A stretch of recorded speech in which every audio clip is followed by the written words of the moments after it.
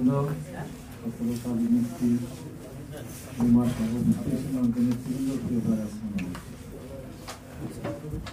আমি আমার শব্দের মধ্যেই সমাধান করতে চাই। আজকে প্রথমে সবার বক্তব্য আমি প্রথম যে কথাটি বলতে চাই, বর্তমান বাংলাদেশের যে সরকার যারা দেশ পরিচালনা করছে প্রচন্ড ভারতের কথা কোনো না কোনো ভাবে যদি বিএনপি বলে যে পার্শ্ববর্তী দেশের সঙ্গে বা আমাদের প্রতিবেশী দেশের সঙ্গে আমাদের সম্পর্ক আমরা ভালো রাখতে চাই, বিএনপিকে পারলে মনে হচ্ছে আগুনের ভেতর দিয়ে পুড়িয়ে মারে। তো আজকে তো 5.5 মাস হয়ে গেল, ভারতের চ্যানেল চলে কেন? হ্যাঁ, ভারতের চ্যানেল কেন চলে? বন্ধ করে দেন। ভারতের চ্যানেল চালাবেন, সব করবেন, আর বিএনপি যদি বলে, বিএনপির দায়িত্বশীল দল হিসাবে বিএনপি তার বলবেন এভাবে ভারতের সাথে যুদ্ধ করতে চায়। বিএনপি বলতে চায় ভারতের সাথে যুদ্ধ করতে চায় না, ভারতের সাথে বন্ধুত্ব করতেও চায় না, ভারতের সাথে শত্রুতা করতেও চায় না। বিএনপি ভারতের সাথে চোখে চোখ রেখে কথা বলতে চায়, মাথা উঁচু করে কথা বলতে, নম নম করে না। বিএনপি অতীতে প্রমাণ করেছে, শহীদ রাষ্ট্রপতি জিয়া রহমান অতীতে প্রমাণ করেছেন বাংলাদেশ আয়তন এবং লোকসংখ্যার দিক থেকে ভারতের তুলনায় ক্ষুদ্র হলেও বাংলাদেশ তার মাথা উঁচু করে চলতে চায়। সেটা শহীদ রাষ্ট্রপতি জিয়া রহমান প্রমাণ করেছেন, দেশনেত্রী বেগম খালেদা জিয়া প্রমাণ করেছেন। আগামী দিনে আমার দলের ভারপ্রাপ্ত চেয়ারম্যান জনাব তারেক রহমান আল্লাহর রহমতে রাষ্ট্রীয় ক্ষমতা আসলে সেটা প্রমাণ করবেন। আমাদের সমস্যাটা বন্ধ, ভারত আমাদের পাশে প্রতিবেশী। আমরা তো একটা কথা সবাই বলি, প্রতিবেশীদের বদলানো যাবে না, প্রতিবেশীর আচরণ বদলানো যায়। অনেক সময় গ্রামে আমরা দেখি অনেক বড় ধনী মানুষ, কিন্তু গ্রামের মানুষটাকে পছন্দ করে না, কারণ সে ওই মানুষগুলোর কোনো কাজে লাগে না। গরিব মানুষ, তার বাড়ি গাড়ি আছে, সবকিছু আছে, গরিব মানুষ অসুস্থ হয়ে যায়, তাকে হাসপাতালে যাওয়ার জন্য তার গাড়িটা ব্যবহার করতে দেয় না। অথবা গরিব মানুষ যখন বিপদে পড়ে, তার সন্তানের যদি বেতন দিতে না পারে, খরচ করতে না পারে, তার কাছে গেলে সহযোগিতা করে, যে কারণে মানুষ ওই বড় লোকের। আজকে ভারতের অবস্থা কি? ভারত আমাদের নিকটতম প্রতিবেশী, সবচেয়ে বড় প্রতিবেশী। আশপাশে যে কটা দেশ আছে আপনি বলেন, নেপাল, ভুটান, মালদ্বীপ, কেউ তো তার পক্ষে। পাকিস্তান তো তার চোখে চোখ রেখেই কথা বলে। পাকিস্তানের বর্ডারে একটা মানলে পাকিস্তান দুটা মানে। পাকিস্তান আয়তনে অনেক বড়, আমাদের বাংলাদেশ অনেক বড়, ভারতের তুলনায় বড় না। জনসংখ্যা আগে বাংলাদেশের চেয়ে কম ছিল, এখন বাংলাদেশের চেয়ে বেশি, বাট ভারতের তুলনায় অনেক কম, 120 কোটি কম ভারতের জনসংখ্যা। তো পাকিস্তানকে নমনম করে। পৃথিবীর যে দেশগুলির পাশে ভারতের পাশে যে দেশগুলি নেই, সেই দেশগুলি কি চলে না? তারা কি খাবার খায় না? তারা কি সম্মানের সাথে বসবাস করে না? করে তো। আমরা কেন? আমরা ভাবতাম, আমাদের ভাবনার ভিতরে এমন ভাব এসে গিয়েছিল যে ক্ষমতায় যেতে হলে ভারতের সবুজ সংকেত ছাড়া কোনোভাবে সম্ভব না। আর ক্ষমতা থেকে সরাতে হলে ভারত যতক্ষণ না চাবে ততক্ষণ ক্ষমতা থেকে সরানো সম্ভব না। এটা তো ছিল আমাদের চিন্তা চেতনার মধ্যে। কারণ হলো কি, আমার বাসা হলো শ্যামলী, আমি হাঁটতে হাঁটতেও এখানে আসি, মানুষের বাড়িতে যাই, বাসে যাই, রিক্সায় যাই, বিভিন্নভাবে যাই। আর ওই আসার সময় টাকা দেখতে দেখতে আসি যে এই যে আমাদের মানুষ বলে যে প্রধানমন্ত্রী যারা পাহারা দেয় তাদের চেহারা নাকি বাংলাদেশের মানুষের মতো না। কেউ কিছু খেয়াল করে দেখি, হ্যাঁ কিছু চাকমা টাকমা এইদিকে আছে, বান্দরবন, খাগড়াছড়ি ওদিকে আছে, তারপরে মনে হয় যে মানে ভারতেরও কিছু আছে। আমরা জানতাম যে ভারতের সেনাবাহিনীরা দক্ষ, কিছু মানুষকেও বাংলাদেশের পোশাক পরিয়ে প্রধানমন্ত্রীর নিরাপত্তার জন্য রাখা হয়েছে। যেদিন প্রধানমন্ত্রী পালিয়ে গেলেন, তো সেদিন ওনারা কোথায় গেছিলেন? কোথায় গেলেন? ঠেকাতে পেরেছেন? ইচ্ছা করলে ভারত তো 5 মিনিটের মধ্যে, 2 মিনিটের মধ্যে বাংলাদেশের যে জায়গায় সবচেয়ে বেশি জনসংখ্যা ছিল, জনসমাবেশ ছিল, সেখানে তো অনেক কিছু দুর্ঘটনা ঘটতে পারতেন। সাহস কি করেছে? করেনি, কারণ মানুষ হয়ে গেছে বিক্ষুব্ধ। বিগত সরকার এত অত্যাচার নির্যাতন করেছিল যে বাংলাদেশের মানুষ অতিষ্ঠ হয়ে গেছে বিগত সরকারের বিরুদ্ধে। তাই ভারতকে তো ভাবতে হবে। আমি কিন্তু অনেক আগেও বলেছি, আমি এখনো বলি, বারবার বলবো, সেটা ভারতকে ভয় পাওয়ার কিছু নেই। ভারত আমাদেরকে ভয় পাবে, আমার ভারতকে ভয় পাবো। কারণ হলো এই, আমাদের ভৌগোলিক অবস্থান আমরা বলি যে আমাদের 3 পাশে ভারত, আর এক পাশে বঙ্গোপসাগর। আমাদের 4 পাশ দিয়ে ভারত ধরতে গেলে তার আমাদের তো ভারতের কিছু কথা সুযোগ না। আমরা যেমন আরেক দিক থেকে ভালো পজিশনে আছি, ভারতের পূর্বাঞ্চল আছে, তার পূর্বে ভারত নেই, তার পূর্বে তো আছে চায়না। তো ভারতের সাথে চায়নার সম্পর্ক তো গভীর সম্পর্ক নিশ্চয়ই না, প্রতিনিয়ত তার টুকটাক লেগেই আছে। আমরা যদি মনে করি যে ভারত আমাদের এইভাবেই শোষণ করতে চায়, নির্যাতন করতে চায়, গণতন্ত্রকে হত্যা করে, গণতন্ত্রকে কেড়ে নিয়ে আমাদেরকে মানে এক দাস বানাতে চায়, আমরা তো চিন্তা করতে পারি ইসরায়েল কতটুকু দেশ, এতটুকু একটা দেশ, 1 কোটি মানুষ না, সেখানে আজকে সারা মিডল ইস্টে এত মানুষ, আমাদের এত অস্ত্র শস্ত্র হচ্ছে। আপনাদের এখানে কি বলে ইরান অনেক শক্তিশালী। তো তারপর আমরা পাচ্ছি এই যে বিগত কিছুদিন এখন তো ধরেন আপনার যুদ্ধ থেমেছে, প্রায় 50 থেকে 60,000 নিরীহ হত্যা করলো।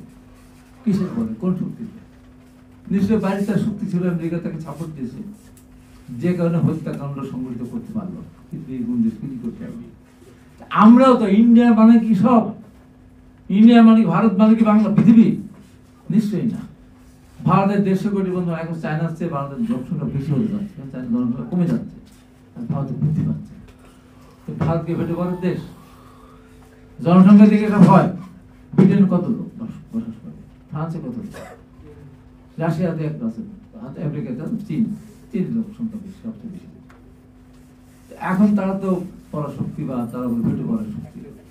আমি যদি আমার দেশের মানুষকে যদি আমি সেইভাবে তৈরি করতে পারি, ভারতকে আমার হিসাব করার খুব একটা প্রয়োজন হবে। আমরা তো না, আমরা কোথায় যাচ্ছি? আজকে আমি যখন কথা বলছি তখন আমার চোখের সামনে অনেক কিছু ভেসে উঠছে। আমার ভাই হানিফ বলতেছিলেন যে আমরা অস্ত্র বানাবো, আমরা আমার বাড়ির কাছে পারমাণবিক বিদ্যুৎ কেন্দ্র হচ্ছে, পারমাণবিক বিদ্যুৎ কেন্দ্র। এখন কবে বোমা বানাবো, পদ্মা ইলিশ দিয়ে বোমা বানাবো, না চলন মিলে টাকি শোল দিয়ে বোমা বানাবো, জানি না, তো হচ্ছে তো। এখন কথা হলো যে পৃথিবী কিন্তু প্রযুক্তির দিক থেকে তারা এগিয়ে দাঁড়ায়, বুদ্ধির দিক থেকে তারা এগিয়ে দাঁড়ায় শ্রেষ্ঠ। এই বাংলাদেশের প্রায় ধরেন 1 কোটি মানুষ বিদেশে থাকে, কয় টাকা পাঠায়? আর ভারতের কিছু কয়েক লক্ষ মানুষ বাংলাদেশে আছে, তার অনেক টাকা তারা পাঠায়। বুদ্ধি দিয়ে তারা আমাদের এখান থেকে অর্থ করে নিয়ে যায়। আমরা আমাদের লোকজনকে বেকার রাখি, অথচ ভারতের লোকজনকে দিয়ে আপনার কাজ। আমি বলবো, আমরা আমাদের বাংলাদেশের একটা লোক তো ভারতে চাকরি করে, একজন করে। ভারতের লোক আমার এখানে চাকরি করবো কেন? আমার বিদায় করে দেবো। তাদের 3rd হাইয়েস্ট রেমিটেন্স বাংলাদেশ থেকে যায়। ভারতের পেঁয়াজ আমরা খাবো না। বিগত সরকারের প্রধানমন্ত্রীর মতো বলবো কাঁঠাল দিয়ে বার্গার খাবো, তারপর কি মিষ্টি কুমড়া দিয়ে খাবো, পেঁয়াজ দিয়ে খাবো, হ্যাঁ বেগুনি খাবো। তা আমার খাবো না পেঁয়াজ, একটা পেঁয়াজ খাবো, 3টা পেঁয়াজ খেলে একটা পেঁয়াজ খাবো। আমাদের বাংলাদেশকে যদি আমরা সঠিকভাবে পরিচালিত করতে পারি, আমাদের বাংলাদেশ পেঁয়াজ তো আমরা এমনি আমরা কিন্তু স্বয়ংসম্পূর্ণ, কিন্তু সংরক্ষণ করতে পারি না। মৌসুমে দাম কম বলে আমরা পেঁয়াজ বাধ্য সংরক্ষণ করে পেঁয়াজ আমরা পাই, রসুন আমরা পাই, আদা পাই, আমাদের আলু তো আছে। অনেক জিনিসই ভালো যাতে কথা বলে, আমাদের দুঃসময়ের কাছে আসে না। যখন দুঃসময় আসে তখন মুখ দেয় না, চাল দেয় না, তারপর পেঁয়াজ দেয় না, পানি দেয় না। পানি দেয় না কি বলছে? বেশি পানি বর্ষার সময় দেয় না কি? ওটা হিসাব করে গড় করবেন আপনি, গড় হিসাব করে ভারত আমাদের অনেক পানি দেয়। শুষ্ক মৌসুমে আপনাদের একটু ভালোভাবে চলাচল করার জন্য পানিটা দেয় না, ওরা আপনাদের সাথে দেয় না। আর বর্ষার সময় মাছ খাওয়ার জন্য পানি বেশি লাগবে। এই যে কথাগুলি আমি বললাম, কষ্ট লাগে তো। ভারত আমাদের স্বাধীনতা যুদ্ধের সময় আমাদের সহায়তা করেছে, আমরা বলি কেন করেছে, আজকে প্রশ্ন আসছে। ভারত যদি সেদিন বাংলাদেশকে, হ্যাঁ আমরা বিরোধ করেছিলাম, এটাও ঠিক, পাকিস্তানের বোকা গাধাদের জন্য আমরাও বিরোধ করেছিলাম, আমরা গিয়েছিলাম ভারতে, এটা ঠিক। কিন্তু ভারতে তো লাভ কত, আজকে যদি পূর্ব পাকিস্তানের প্রশ্ন এক থাকতো তাহলে ভারত আজকে কাঁপতো না। ভারত বলে পাকিস্তানের পেটের মধ্যে আমি আছি। ভারত সেদিন তার স্বার্থে সে আমাদের সহায়তা করেছে, আমাদের সেদিন প্রয়োজন ছিল। ভারত যদি প্রকৃত বন্ধুই হতো, আমাদের ভালোই যদি চাইতো তারা, তাহলে এখন তো এই ব্যবহার তারা আমার করতো না। একটা দেশ কোনদিন একটা ব্যক্তির সাথে সম্পর্ক করে, একটা দলের সাথেও না, একটা ব্যক্তির সঙ্গে সম্পর্ক করে। বাংলাদেশের সরকার পতন হলো, ঠিক আছে, সরকার পতন হলো, ভারতের কি? ভারতের কি তাতে?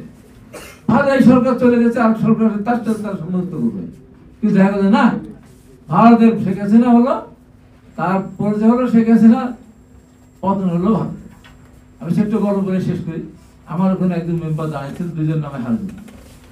তো এক হারুদ্দিন হেরে গেছে মেম্বার দাঁড়ায়, আর হারুদ্দিন বাড়ির যে কামলা, তো বলতেছে চাচামি কি, ওই যে চাচামি যখন হেরে গেল তখন মানিক আটকে গেল। আমার হলো দোস্ত হারলো, তো তোর মানি আটকালো কেন? তো পতন হলো শেখে, ভারতের কি হলো বলেন তো? এই আজকে নিয়ে গিয়ে তাকে প্রধানমন্ত্রী হিসাবে তাকে লালন পালন করতে, এটা কি ঠিক? মোটেই ঠিক না। তাই আমি বলি বাংলাদেশের সাথে ভারতের সম্পর্ক ওই যে ছোট ভাই বড় ভাই সম্পর্ক হবে না ইনশাআল্লাহ। আগামী দিনে এই দেশের মানুষ মাথা উঁচু করে দাঁড়াবে। ভয় হলো একটা, সেটা আমি যাচ্ছি তো কোথায়, কোথায় যাচ্ছি? এই তো পরশুদিন ইসলামী ছাত্র শিবির তাদের একটা প্রকাশনা থেকে বলেছে ৭১ সালে যে সমস্ত মুসলমানরা না বুঝে যুদ্ধ করতে গিয়েছিল, আল্লাহ তাদের ক্ষমা করুন। তখন বলেন তো কোথায় যাচ্ছি আমরা?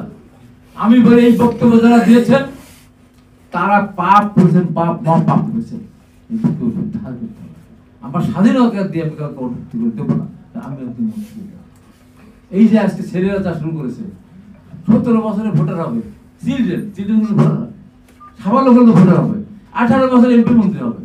তাই আজকে বলতে চাই আমি, আর এই ছোটগঞ্জ না তো চাকরির বয়স 35 বছর করতে হবে। তুমি 18 বছরে তুমি এমপি মন্ত্রী হবে, আর চাকরিতে যোগদান করে 35 বছর বলতো নাকি? হ্যাঁ, এই যে করে লেখাপড়া শেষ করে জাতিকে ধ্বংস দিকে নিয়ে যাচ্ছে। বলতে হবে তো, শক্ত হয়ে বলতে হবে। ওই ভয়ে বিএনপিকে চোখ রাঙাবে, ভোটের কথা বললে বলো বিএনপি স্বাধীনতা বিরোধী, ভোটের কথা বললে বিএনপি রাষ্ট্রদ্রোহী, ভোটের কথা বললে বিএনপি আওয়ামী লীগের দালাল। আওয়ামী লীগের দালাল বিএনপি। যে আওয়ামী লীগ এত কষ্ট দিয়েছে বেগম খালেদা জিয়াকে, জিয়া রহমানকে যেভাবে